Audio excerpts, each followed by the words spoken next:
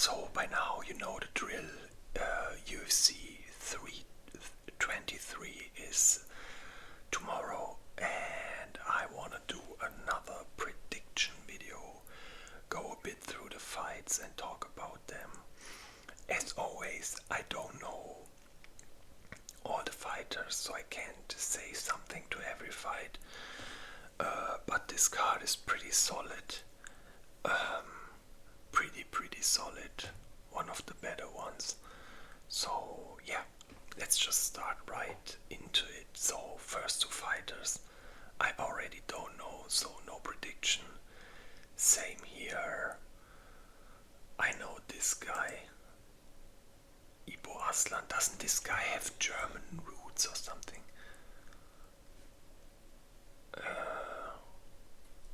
Fighter facts.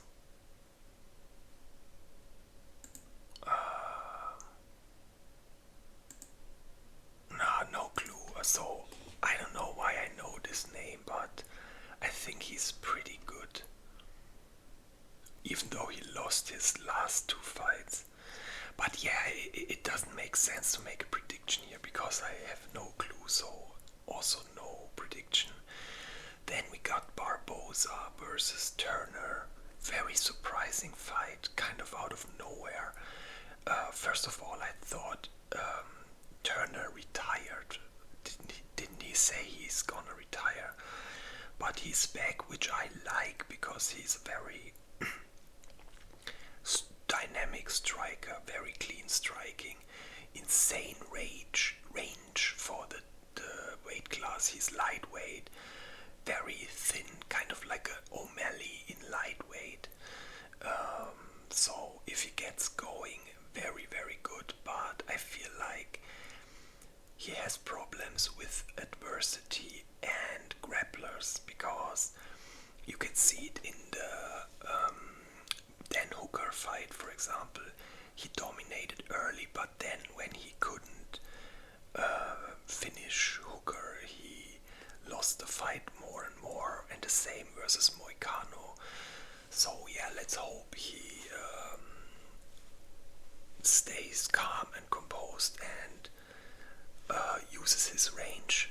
But then again, Barboza is one of my favorite fighters of all time.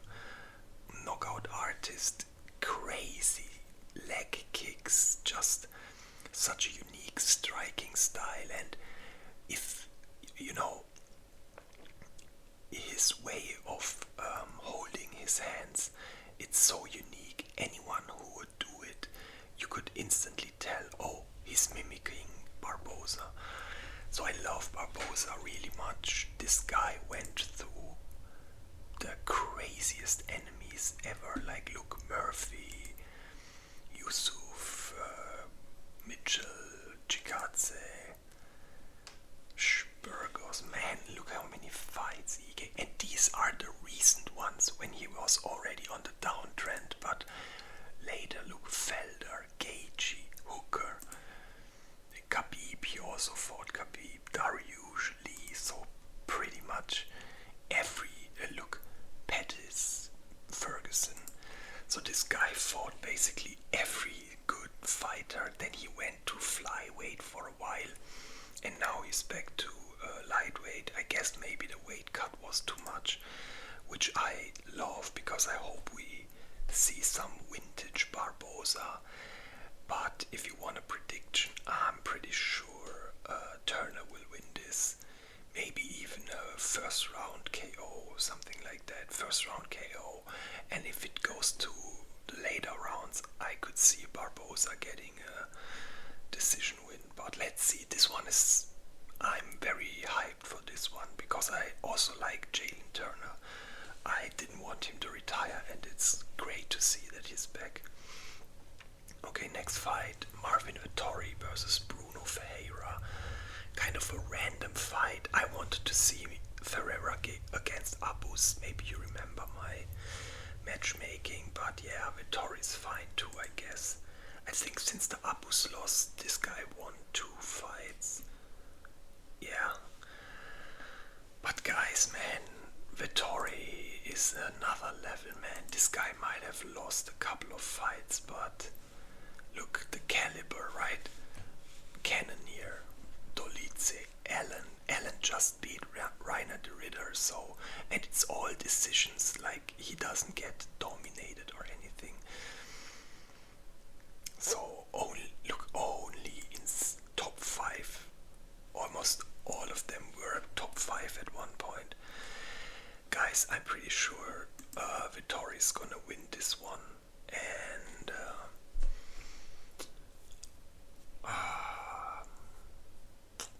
I say decision win probably. But yeah, let's see. This fight, I can't tell you much. I know this guy's pretty good, but I have no clue who that is. So if you'd ask me just by knowledge, I would say this guy wins, but I can't go any further. Women fight, I don't know. I know Barbara had a lot of hype for a while, then she lost weirdly. This fucking side, man. Then she had this controversy with the fight getting cancelled like 1 hour before. I guess that's why she has to fight down again, but I'm pretty sure she will win because she's pretty good. No clue who that is. Let's check the record. Won against Barbosa, lost.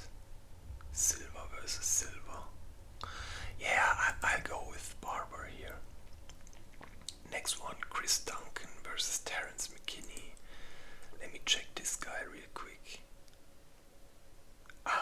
Yeah, I knew I saw him recently. Rebecca, a solid enemy, won his last 3 fights, but not the highest competition. And Terence McKinney is kind of a weird fighter because in some fights he looks insanely good and then in others he looks bad. I almost want to say gatekeeper, but gatekeeper is maybe already too much because he's not even top 15 and he's more of a will you get into top 15 gatekeeper. Won his last 2. Oh my god, he's not even on that bad of a trajectory. I go with, oh my god, this is hard, but I think I'll go with Chris Duncan. But I can see him getting like a random knockout. What's this guy? Submission, yeah, feels like he's more of a grappler ground game guy. Submission. Yeah, I feel like Terence McKinney, this guy shines in striking duels, but looks worse in, even though he submitted this guy. KO. So one thing's for sure, when Terence McKinney fight, it's round 1 action. I mean, he won 4 out of 5. This is hard, guys. But I think I'll go with Chris Duncan with a early submission, round 1. Grant Dawson versus Torres. To me, clearly Dawson's gonna win. I mean, this guy lost 1 fight and it was kind of a fluke loss. Like, nobody would have thought he will lose against Green, but just caught a random ass punch and just lost. But you can see all the other fights, 1. Very good guy, insane grappler, ground game, dangerous as hell. And honestly, I don't even know who that guy is. Lost to Bahamondes. Wait, but this guy won against Duncan. Okay, that's interesting. Yeah, but honestly, no clue. This guy's ranked, this guy isn't. To me, Grant Dawson, submission round 2. Okay, now the main card. Now it's getting interesting. So by the way, this is the first prediction video I'm doing after the press conference, and press conferences can sometimes change my perspective. First of all,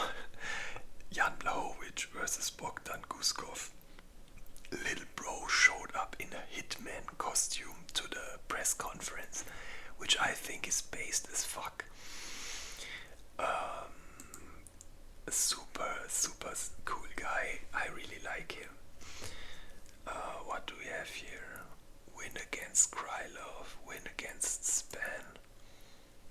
KO, KO, KO. What is this? No contest or what?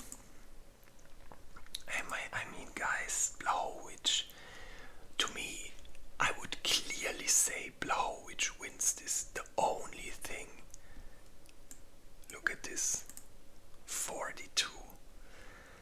I mean, but look, this one arguably win for him. This one arguably win for him. Look, decision split. This one, to me, arguably for him, again split decision. And look, the caliber: Alberg, Pereira, Ankalaev, one against Rakic. This was weird. This was the weirdest fight ever. Solid weight class win against Izzy Reyes. Oh my god, that was a crazy knockout. I remember that was on Fight Island, one of the first fights after Corona. This one's very hard. This one is very, very hard. My prediction is this. We either see an early knockout by Guskov, or we will see a clean decision win by Blachowicz. Oh my god, man, 42. And he even said in Embedded, he said something about my brain isn't working or something, which kind of concerned me. Look at this bullshit fucking dog shit side, man. It kind of concerned me that he said something about his brain is not working or something like that. And I hope the 42 years are not gonna be too much of a handicap, and maybe actually he will get knocked out early. Oh my god, man, all these fights are so weird to rate, but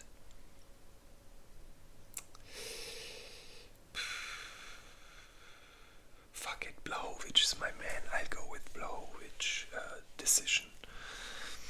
Next fight, this one is so weird to me. Cejudo versus Talbot. Absolutely no clue why this guy is minus 300 favorite. Ultra disrespect towards Cejudo. Also press conference. What a cancer crowd booing this guy in his last fight. Hey, this guy, you may, yeah, of course he's cringe as hell or whatever, but this guy is a legend, man. Gold medalist, 2 division champ. I don't get how you boo this guy, but whatever, fucking casual fans nowadays. So yeah, this to me, I have no clue why this guy is minus 285 favorite, and I'm pretty sure Cejudo will win this. I say it's also gonna be a decision win. He's gonna, like, this guy lost to Barcelos and pretty much got the ground game dominated. And if Barcelos got ground game dominates it, I don't even wanna know what Cejudo does with him. And yes, he lost his last fights, but check the competition, right? Yadong, decision. Merab GOAT, decision. Sterling, also considered the GOAT for a while, decision split. Then one against Cruz, this no contest, one against, so yeah, he lost his last three fights, but 2 of them were long time champs and they were all decisions. Like, to me, this is clearly Cejudo win by decision. Next fight, Tatsuro Taira versus Brandon Moreno. Also very weird to rate. Both pretty young, 31, 25. Taira has a good run, but then again, who has he fought? Lost against the only real name. I mean, Perez used to be good, but not the best anymore. All these are randoms basically, and the only not random. He he lost against. And at the other hand, on the other hand,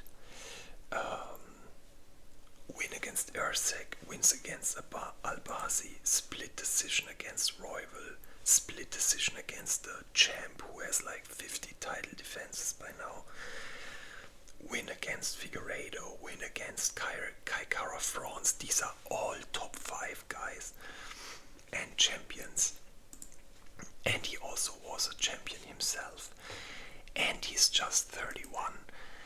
No clue why this guy's more of a favorite, but to me this is again a clear win. Moreno will win this.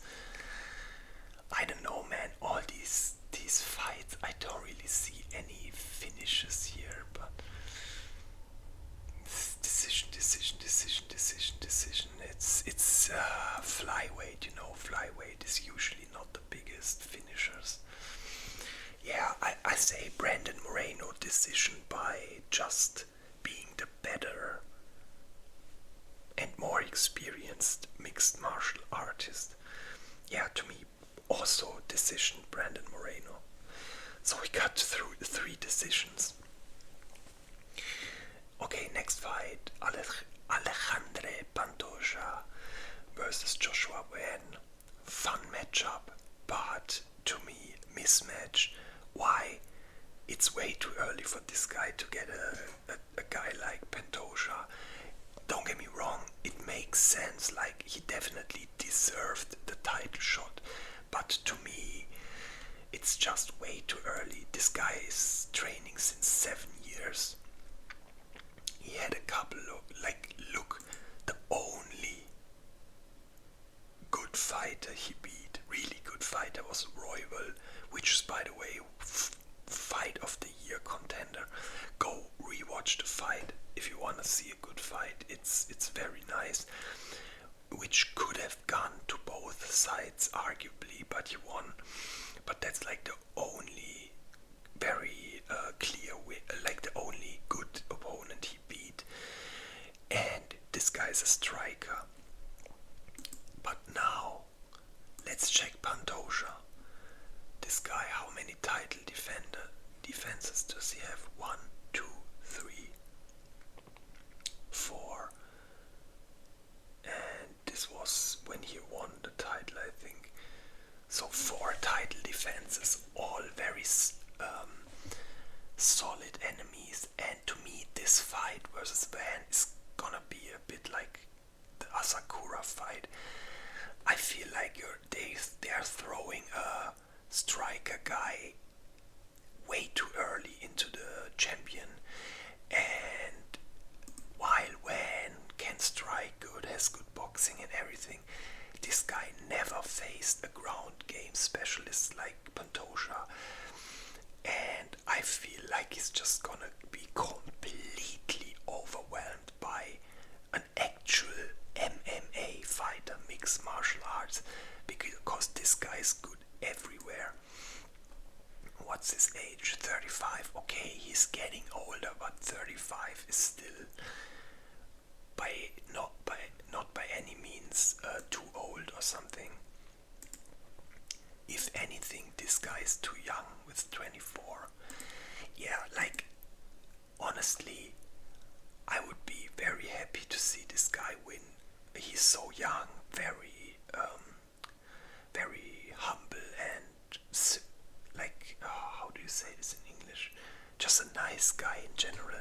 But Pantoja is the same. I would like to see him win because of the underdog story, but to me this is probably gonna be round 2 or maybe even round 1 submission. I feel like he's just gonna get pretty much stat checked and also get exposed on only having 7 years of fighting experience. So yeah, to me, clear win for Pantoja here. So yeah, by early submission, round 1 or 2. And now the last fight on this list, Merab Dvalishvili versus Peter Yan. So if you're going by the press conference, I would say Yan won the press conference 10-9. So this one goes to him. And if that does get into Merab's head for whatever reason, the fight might be closer than we thought. But to me, I see, yeah, he said something about being injured, but I don't feel like this is such a big difference. I don't see any reason on why this fight should play out differently than the first one. This was a complete domination. I think Merab. Can I watch this fight? Like, look, 200 to 87 strikes, then takedowns 49. I mean, he only landed 11, but still 49 fucking takedowns, and this was a 3-round fight, no 5-round, but still. So basically this was takedown simulator, and Jan got completely destroyed. Since then, yeah, he beat Yadong, but this guy loses to all top bantamweights. Figueiredo, to me, not the best in bantamweight, and also McGee, I mean, good fighter, but like, who is this guy basically? Meanwhile, Dvalishvili just fucking destroying all the top contenders. Sandhagen, O'Malley, Umar, again O'Malley, Cejudo, Jan already destroyed him once, Aldo, fucking Aldo. So guys, to me, like, you know, it's not like Merab isn't getting better too. You can say, okay, yeah, Jan evolved, whatever, but Merab also evolved. And to me, literally the only thing was the press conference. I felt like Jan kind of got in Merab's head. So that's literally the only advantage I see here. But other than that, man, this side, I swear to God, I'm gonna find Dana and slap his ass. Okay, that sounded gay. I slap his face rather, for making this bullshit side. So yeah, to me, this is clearly gonna be a Dvalishvili win. And since he's kinda started to go for submissions more and more, I could see, now it's not loading at all anymore. Man, this site is like the most cancer shit ever. Oh wait, the last one was also decision, so I don't know, man. I don't know. Yeah, honestly, I feel this is also gonna be a decision win for Dvalishvili. I'd be glad to be wrong. But yeah, to me, this is gonna be a decision win. So we got decision Dvalishvili, round 1 or 2 submission Pantoja, decision Moreno, decision Cejudo, decision Blachowicz, submission early.